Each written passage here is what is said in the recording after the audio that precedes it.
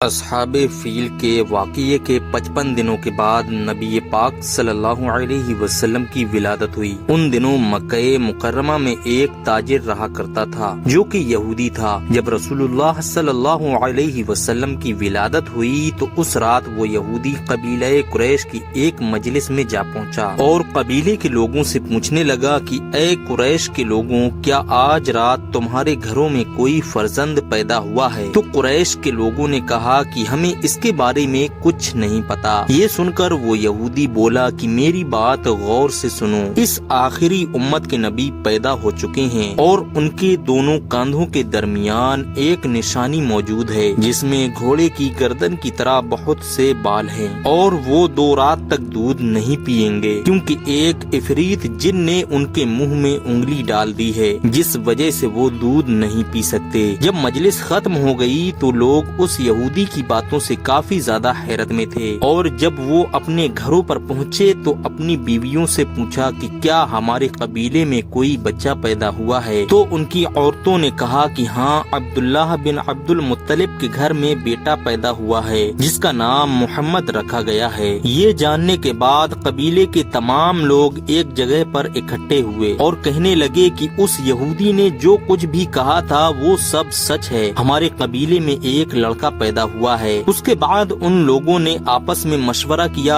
اور وہ یہودی کے پاس پہنچے اور پورا واقعہ اس یہودی کو سنا دیا۔ یہ سننے کے بعد وہ یہودی بولا کہ میں اس بچے کو دیکھنا چاہتا ہوں، تم مجھے وہاں لے چلو۔ قبیلے کے تمام لوگ اسے لے کر حضرت آمنہ کے پاس پہنچے۔ اس یہودی نے کہا کہ اپنے بچے کو لاؤ، تو آپ صلی اللہ علیہ وسلم کو لایا گیا، اور جیسے ہی یہودی نے آپ کی پشت مبارک سے کپڑا ہٹایا تو اس نے ایک تل دیکھا تو وہ ترنت گشت کھا کر گر گیا، اور جب اسے ہوش آیا تو لوگوں نے پوچھا تجھے کیا ہوا؟ تو وہ بولا کہ خدا کی قسم، اسرائیل کے خاندان سے نبوت رخصت ہو گئی ہے۔ اے قریش، تم لوگ اس نبوت سے خوش ہو جاؤ۔